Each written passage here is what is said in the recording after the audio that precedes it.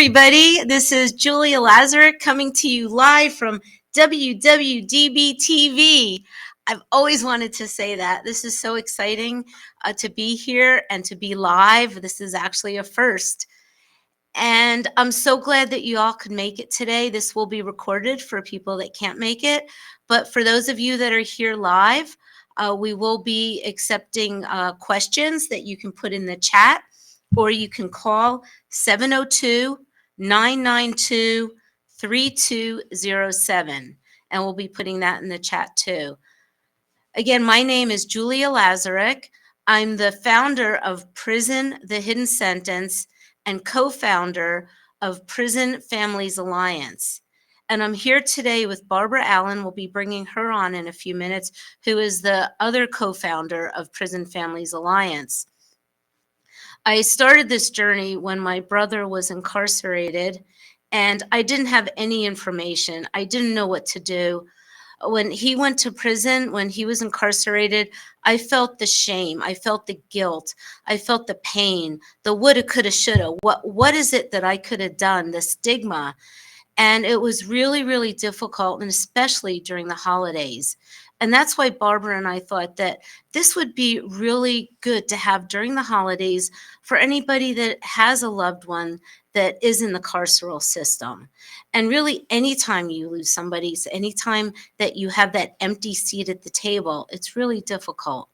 So we wanted to take these sessions, these 3 sessions that we're doing, and tell you a little bit about our stories, but then also hearing your stories, getting information from other people, and seeing how we can make it through the holidays, how we can navigate through the holidays, and also how we can make new traditions, because this is the new normal.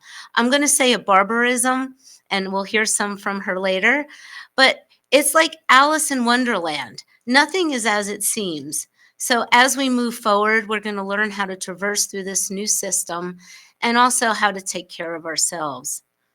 My brother was incarcerated quite a while ago, and he had a life sentence. He served 15 years of that life sentence because he died of hepatitis C. So my brother did serve his life sentence.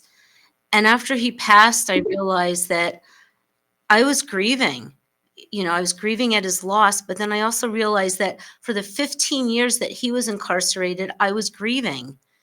And all of these feelings that I had were a culmination of him not being there, of missing him, of him not being at the table. I remember that first Thanksgiving, my brother was incarcerated just before Thanksgiving. And I'll never forget sitting there at the table with my family, having that empty seat, and nobody spoke about him. Even though he wasn't there, we didn't talk about it. And I think it was because we didn't know how.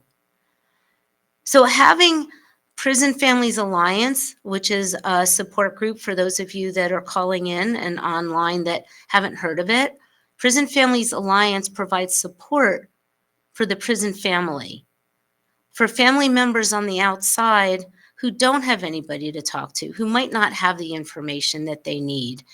And we have several meetings a month, and maybe we could bring up that calendar just to show people that we are here to support each other, so nobody has to go through this journey alone. And if you look at the calendar here, this is just a sample of the meetings that we have to address all the different challenges that us as family and friends on the outside face. You can get more information about Prison Families Alliance at prisonfamiliesalliance.org. So we really invite everybody to join us. And we're so happy that you're here today. I know people are just joining now. And we're here to talk about how do we navigate through the holidays? How do we get through these times? Because it can be really difficult. And I'd like to bring Barbara in a minute. I want to let you know that Barbara and I are also authors. My book is Prison, the Hidden Sentence. And like I told you, that when my brother was incarcerated, I didn't know what to do. I had no idea. I didn't know where to go. So I wrote this because this has all of the information that I wish I knew, all of the information that I wish I had when my brother was incarcerated, and going through the whole process when he was arrested, when he went to court, when he was incarcerated. And then also what happens when somebody is in prison if they're ill or, like my brother, pass away. But most importantly, what's in here is how to take care of yourself. Because if you're not healthy, whether it's getting through the holidays or every day or visitation, those phone calls, whatever it is, that you need to take care of you. So that's what this is about, and that's what Prison Families Alliance is about. Barbara's book, Doing Your Time on the Outside, is her journey, her story. And I'm going to let you hear about it from her because she tells it way more eloquently than I can. And Barbara, to me, is the heart of the prison family. She's the matriarch of the support groups, of helping people. She's helped thousands of people over the years. And I'm just such an honor to be a part of this with her. So thank you, Barbara. And I'll turn it over. And one more last thing. You can get these books, a little commercial here. You can get these books on Amazon. So I highly recommend them. Very helpful for anything you're going through. Okay. Hi, everyone. As Julia said, I'm Barbara, and Julia's a very hard act to follow. He says so many meaningful things, and I hope I can add to some of what she said to make it a little bit easier getting through the coming holidays. It was my husband who went to prison back in 1966, and I know some of you weren't even born then. But in 1966, December 8th, as a matter of fact, right before the holidays, my husband shot and killed his father in my kitchen. Okay, I said that. It's over. Believe me, folks, even after all these many years, it's very, very hard for me to say that. But it's important that you know that, so that you know that you can survive. We are all survivors. I say that we, the families, are the collateral damage of the carceral system. Carceral used to be criminal justice. We used to call it a criminal justice system, but there is no justice. So the name has been changed. And there's no justice for the person who's incarcerated, nor for us who are on the outside. We are forgotten, but we cannot forget. When my husband, Gene, went to prison, I was left with two small children. I have children who were 13 months apart, and they were about 2-ish and 3-ish at the time he went away, and I was left, and with no support whatsoever, as I know so many of you feel when you are thrust into this world, that there is no support. Where am I going to go? How am I going to get through this alone? And that's how I felt, the loneliness. I never knew anyone who had ever been in prison, jail.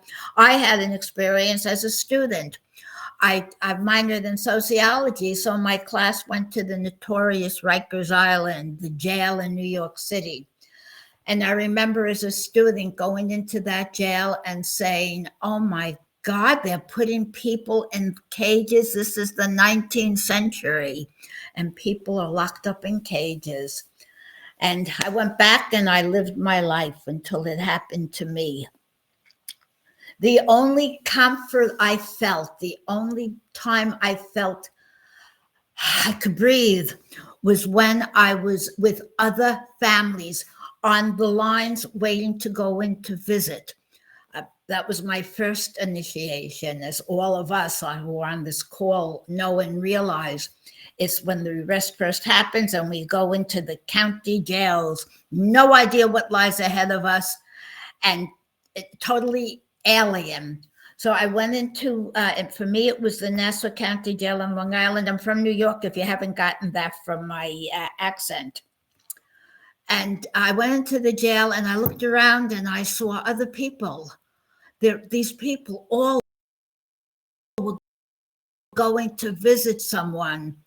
And, one at a time, somebody behind me in line, I asked some kind of a question, and I got it. They understood. We were going through a similar experience. And through those people I started meeting at the county jail, a little group formed. We were they call it a grassroots group, but we were just a couple of families who were all doing our time on the outside. And we held on to one another for like life support jackets. And as I was talking to these people and realizing that maybe I could say a couple of things that will make it better for them. And it grew and it grew until we formed a group called Prison Families Anonymous. The anonymous was because of the stigma we all feel. And then I was many, many years later, I was fortunate enough to meet Julia at the Long Island, not Long Island, the International Prison Family Conference. Julia and I were both there for a couple of years, participated, and got to like each other. And come the pandemic, neither of us could continue with our in-person groups that we were both facilitating. We decided to go virtual and join and start this wonderful, wonderful group with all the wonderful people we met. And our goal is only to help you not to have to go through this journey by yourself. We're here for you. We understand. When Jean was arrested, as I said, it was December 8th, and my family celebrated both Hanukkah and Christmas. And Jean had already brought me a little gift. He had it in a little box on the fireplace. It was Chanel number 5. And that was the Christmas gift he never got to give me. So thank you very much, all of you. We do want to hear from you, whatever input you have. Oh, and I just wanted to show you our logo. I wear it around my neck. It's, well, you know what it is, of course. It's a heart behind bars. And that's where our hearts are. And we would like to now open it up. Anybody would like to join us, please, we're here. Thank you. It'll be good to see you. I just was eating my candy cane, and I find that sometimes during the holidays or when I'm sad or thinking of somebody that wasn't there, that a candy cane makes me happy. So I think it's really good to bring people in, do things that you like. And Barbara, what are some things that make you happy? Okay, well, I'll tell you one thing. We talked about the empty chair. Many holidays after I caught my breath and understood what my life was and what it was going to be, I tried to fill that empty chair by inviting someone over to share the holiday with me. And I've done that many, many years and still do. And it's either someone who's formally incarcerated and doesn't have a family, or a family member who has no place to go. And I think that's wonderful to me. And as I said, my goal has always been no one should have to take this journey on their own. And we could do it one day at a time, one person at a time, one holiday at a time.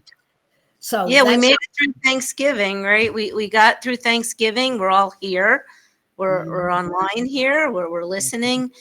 And I think that was really nice what you said about bringing other people in. So if there's other people in your neighborhood, other people in your family, other friends that don't have anybody, that you still have that empty seat And it's not like you're filling it, but it's an and, you're adding joy, because giving and receiving is the same. So even though your heart might be broken, because your loved one isn't there, by giving and bringing other people in, that could bring some joy and happiness and make things a little easier during the holidays.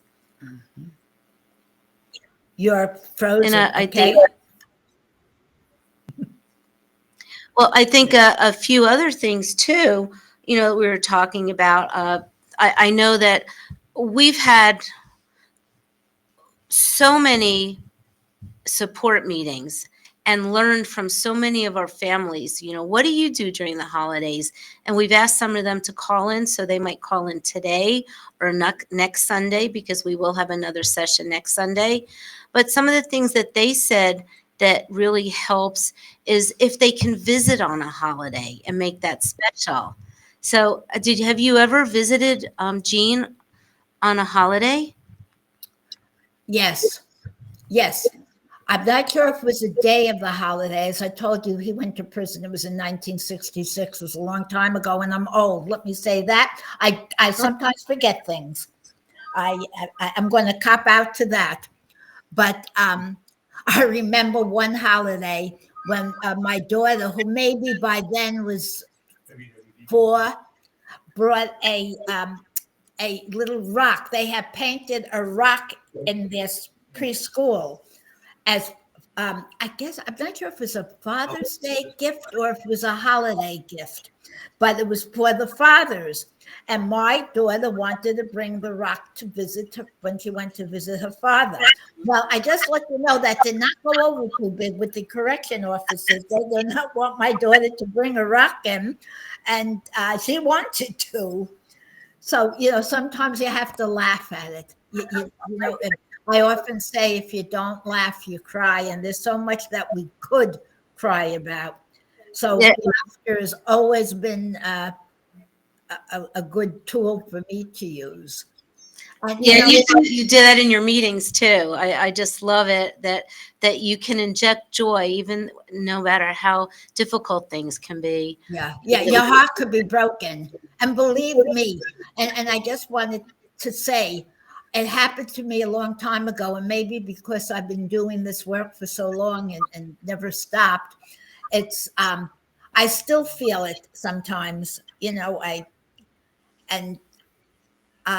you go on. You have to. We have no choice, holiday or not. Now I know that the prisons have the vendors. What do we call them? I told you I'm going to forget, like the automat, the one, that automat.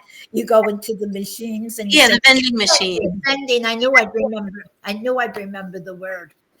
And I know many families who go on the holidays and they share a meal from the vending machine. But sometimes we have to say, it's just a day. Okay, today it's a holiday. It's Christmas. It's Father's Day. It's his birthday. But it's a day. And as I tell our families, like they are, I feel it's our families, every call, you could get through one day if you know you don't have to do this for the rest of your life. You're just doing it for today. So today I'll have a sandwich from the vending machine and I'll be with my loved one. But it won't be forever. Tomorrow you go back to a regular life. We have to play games with ourselves, I think. We have to kind of fool ourselves a little bit. But it's doable. I've done it. And I'm not saying my husband was in prison all those years, but when he came out of prison, as many of you know, we had as many problems, and he was a frequent flyer. He came back over the years. So I'd have him home. He'd be sober for a while, then go back and have to start it all over again. You can, and you can survive, and you can laugh. It's a journey, and look at us. We've made it through it, and we're here to support each other. And we have a call. So can we, this is first for Barbara and me going live and having this. So we have John over here helping us. So John, how is the caller on? Yeah, Alexa's at. Hi, thank you for calling in. Do you have a story that you'd like to share about how you handle the holidays? Sure. So my name is Alexis. My mom was incarcerated, and my son and I used to visit her throughout the holidays. I think she was in for like 4 years. Um, Everything Barbara said is so true. The vending machine, holiday meals, we would go every Christmas, every Thanksgiving. And now that she's home, she lives with me and my son. We still have memories of those times, and I think it's important to recognize the times I did have with her, even if she was wearing green. We still tried to make a point of being part of the celebration, and when we couldn't, we would do letters back and forth. There's static. It is about making the best of a situation, and I learned from my son, you have to play a game with yourself for sure. Thank you. Thank you so much. So what are like the first time that you went, or let's just say the first holiday, because I know that having a young son and it being your mom, how did you Sure. get through the first holiday? So she was actually sentenced on my son's third birthday, which was in August, and we did Thanksgiving after she was transferred to the prison she was assigned to, and it was a really strange experience. For the first 2 years of visiting, my son thought she was at a schoolhouse teaching the correctional officers how to be nice to the women. And again, it was a game that he played. And that first Thanksgiving was definitely eye-opening. And I remember waiting in the line outside, very, very cold, and you befriend people you never thought you would befriend, and you guys all have one thing in common. You're there to visit a loved one on a holiday. And it's funny to say this, but there's certain aspects that you miss, and my son misses too. But we're definitely glad to have her home, and um, turkey from a vending machine, like a turkey sandwich, is a little bit different than turkey that you cook in your oven. But it comes down to being creative, and putting in the effort to have that relationship with your loved one for sure. So Alexis, I really appreciate you sharing, and I know you guys have been through a lot, and that you're making new traditions and moving forward together. I was wondering if you have any words of advice for the other people that are on the line of something that could help them get through the upcoming holidays, whether it's Hanukkah or Kwanzaa or Christmas or whatever people celebrate. What can help? What can you provide that you think could help somebody else? One thing. Well, I didn't realize this at the time, but I wound up going to grad school to get my degree in social work while my mom was incarcerated. So looking back, I wish I took my own advice and really focused on my self-care. It Worrying about what is going on with your loved one is very difficult, and a lot of times you just have to give yourself a couple of minutes each day to realize that you really can't control the situation, and that you love them and you're doing everything you can for them, but you cannot do that unless you're taking care of yourself. Excellent advice. The best advice I could think of. Yes. It's hard, but you have to literally set an alarm on your clock, and that's kind of what I had to do many times. So, and I mean, it could be just drinking enough water during the day so you stay hydrated. We forget to do that when we're focused on other things. No, thank you so much. Self-care is so important. Thank you for calling in, Alexis. We really appreciate it. Yes. You're welcome. And happy holidays ahead. Yes, you too. Thank you. Bye-bye. I think it's so true, Barbara. I mean, as far as self-care, right? We talk about that in our meetings. Yeah. Yeah. Because it's so easy to forget about ourselves because we're so focused. And I know people who feel if they do something good for themselves, if they go on a trip, if they go to a theater, they feel guilty because their loved ones can't do that. And we have to work on that, because by harming ourselves, by not being good to ourselves, we're not helping our loved ones. Right. If I thought that by sitting in the house and crying, my husband's or my son's life, or my mother's, or whoever, their lives would be better, I say, all right, go sit in the corner and cry. But you're not making their lives better, and you're not doing anything for yourself. And setting time aside to be sad Yes. is okay, but you need to get up. If you need to like stay in your pajamas one day, for self-care, that's fine. But the next day you get up and you get dressed, you take a shower and you get dressed, and you move on. So you've got to take care of yourself, because like Barbara, it was so true. It's not helping them, but the better you are and the healthier you are, the better you can help your loved ones.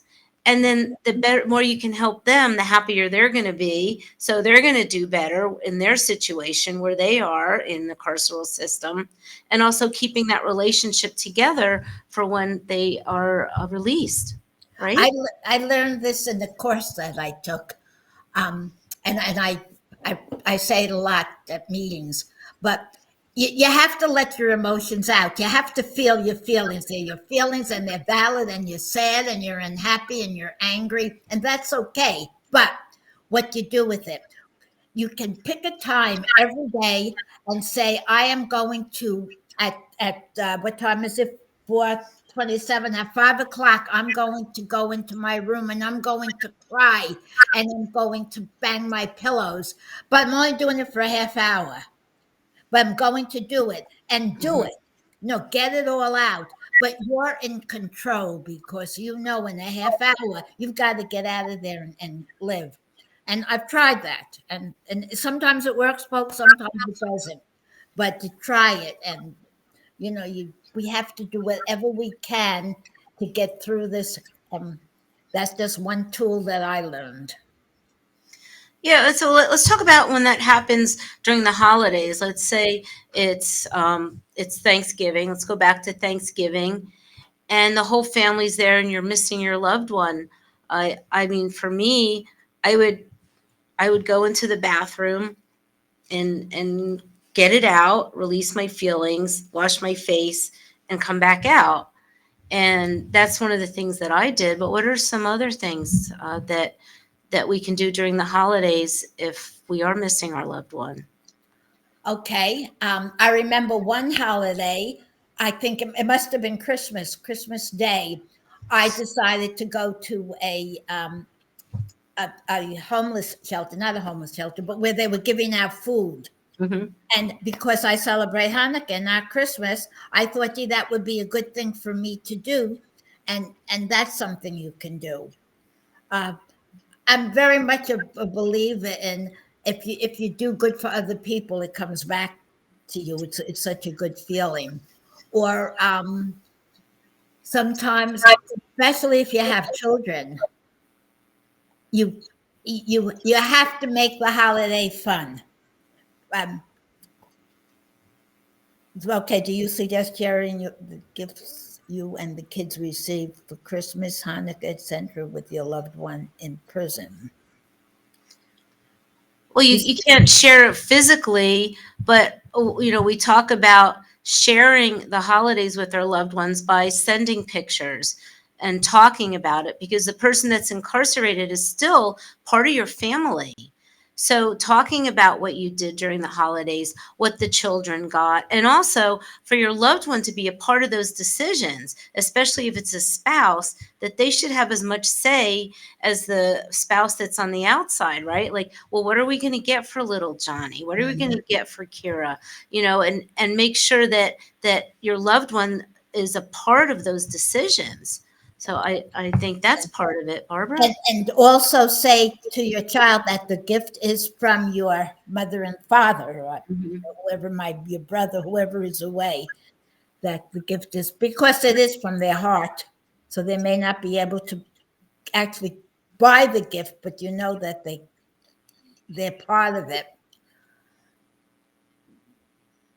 You know, for Christmas, well, I guess for the past almost 40 years, prison families, that then it was Prison Families Anonymous, has gone to our county jails and given toys out to the children who visit. So I find some way to make life better for other children who might have a parent incarcerated or a sibling incarcerated. Toys for Tots or whatever organization, remind them that this population of children can use help also. You know, it's so true. And Prison Families Alliance here over the past couple of years during the pandemic, when, like you said, couldn't go into the jails to give the gifts, that we've provided gift certificates. So there's still time if anybody wants to make a donation to prisonfamiliesalliance.org. You can go on to the donate page and make a donation, and that will go towards gift certificates towards our families. So that's what we continue to do. And also, if anyone who's on the call needs to have a little contribution to make their lives and the children's lives better, let us know. Because if you don't let us know, we can't help you when we'd love to. That's what we do. That's what we want to do. That's right. We're here for support. We're talking about the holidays and things that we could do during the holidays. If anybody that's on the line has a suggestion or wants to share something they've done or has a question, you can put it in the chat or you can call, and we'll put the number back up there. And just like Alexis shared some of the things that her family did during the holidays, which was really helpful. And we talked about self-care and how important self-care is. Because I know when my brother was incarcerated, I did not take care of myself. There were so many things that I didn't know. And we talked to a lot of families, and they're just so appreciative that they found Prison Families Alliance, or they're appreciative that they've listened to the podcasts on prison, the hidden sentence, that they don't feel alone and they're getting the information that they need. And number one is self-care, because if you don't take care of yourself, you can't take care of anybody else. And I wanted to share in a meeting we had the other day, we talked about, things that people do. And one person was talking about decorating, that every year she would decorate for Christmas. And her son is incarcerated. And she said, you know what, this year, I just want to put up a wreath. I just really don't feel like decorating. And it wasn't out of depression. It wasn't for any other reason, that this is how I feel right now. And that's okay. If you don't feel like decorating, if you just want to do a little decorating, that's fine. But do it out of what is working for you, that you think that is healthy for you, I should say. It's not going into a hole and saying, I'm not participating. It's saying, well, why don't I want to? Well, I just think that this year, I just want to do a little bit of decorating, and that's fine. So the point is, you do what's right for you. That's right. There are no shoulds or musts. And that's very much in line with what you're saying, Julia. I see what are some things others can do to support PFA. I see someone wrote that. Want to take that, Julia? You're the thinker. There's a lot of things people can do. Well, really, it's if you need support, that we're here. Like Barbara said, during the holidays, we have meetings so that people can come to meetings. If you have a family that needs a little extra support, we'd love to provide some gift certificates to them to make the holidays a little bit easier for them. How can they support you? And I'm being told, how can they support us personally, is of course through donations. The more that we have a lot that we want to do moving forward.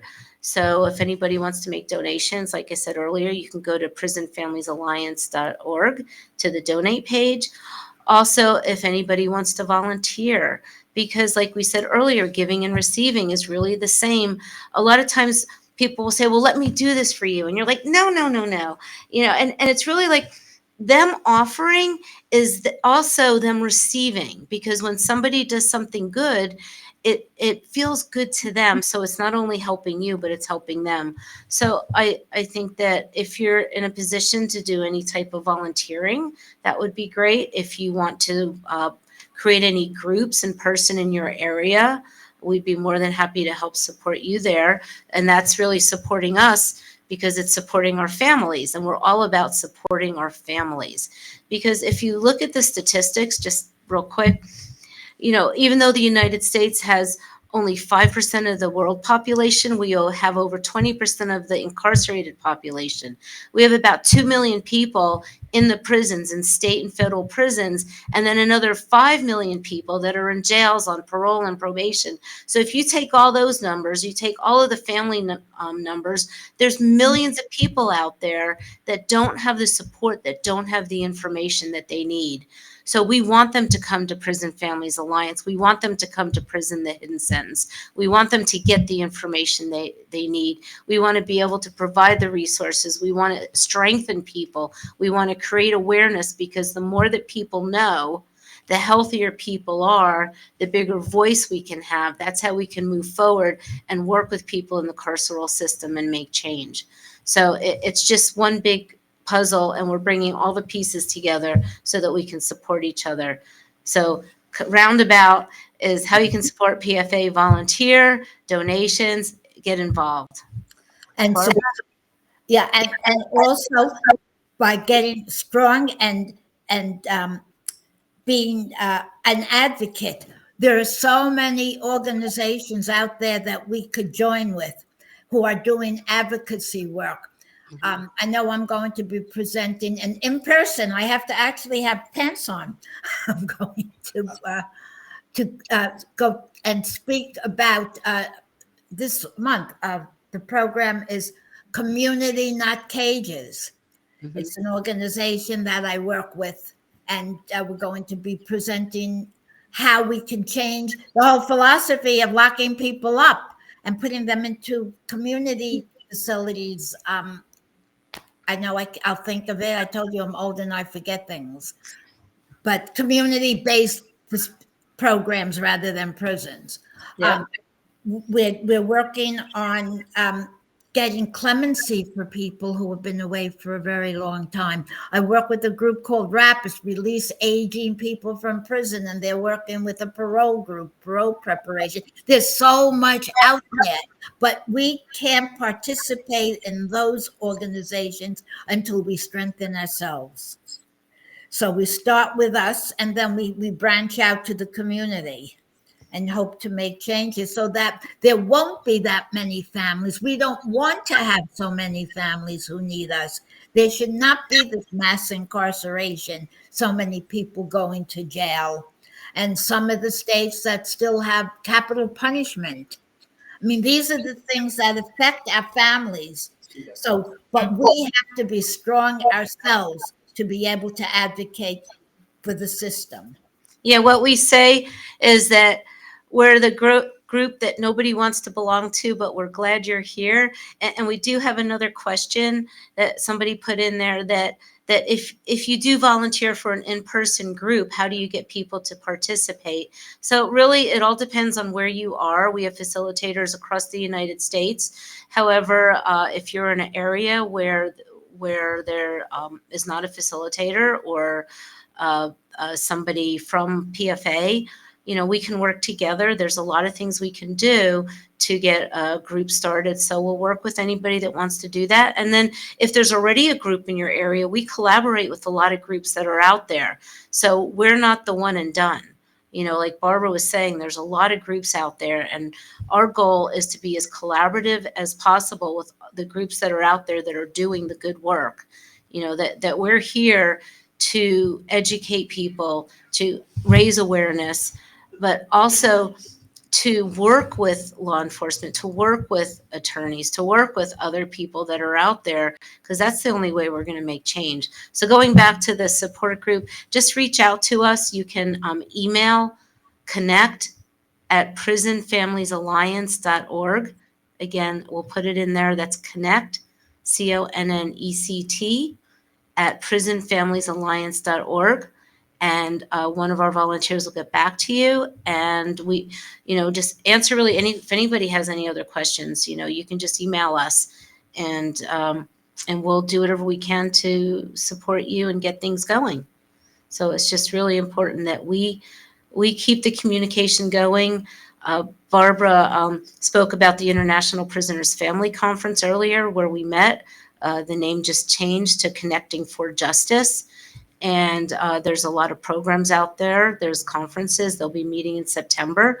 So we'll be, sharing information about that. Any other events that we hear about that that we support, we'll go ahead and share that information. So, and I know in Barbara's book, she has information on starting a group. So PFA be more than happy to support anybody. Yeah. And the only one other person to start a group.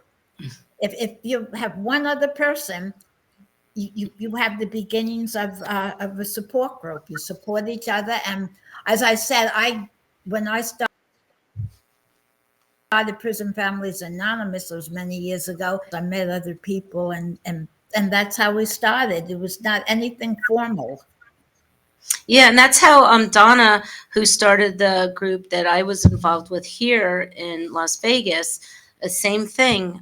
Friends and family of incarcerated persons was the same, just people coming together. And I think that's happening across the United States. So if there's other groups out there that are grassroots that would like to share information, if there's anybody on here that is part of another group, feel free to let us know, because I think we're stronger together. The more support we can provide, the stronger we'll be. And I think we're going to wrap it up here in the next few minutes. So is there any other questions out there? Any other suggestions? Anything that anybody's done that they want to share? Because we have guests coming on next week, so there's several things. We have more information that we want to share next week. Other things that people can do, other traditions you can create. We didn't talk about a few things that people might want to do during the holidays. There's a few treats, a few things that families do that they want to share with us next week. So we hope you all come back, same bat time, same bat channel. And this will be this will be recorded. It is being recorded. We're live and it's being recorded, a first for me. And we'll have this available on WWDBTV and on the Prison the Hidden Sentence podcast. We'll have links to it in the Prison Families Alliance newsletter. So is there anything else that anybody has? And if not, I'll pass it over to Barbara. Oh, okay. I'm so glad that we had, what did he say? I'm so glad we've had this time together. Someone said that. I didn't make that one up. But I am very glad that we're here.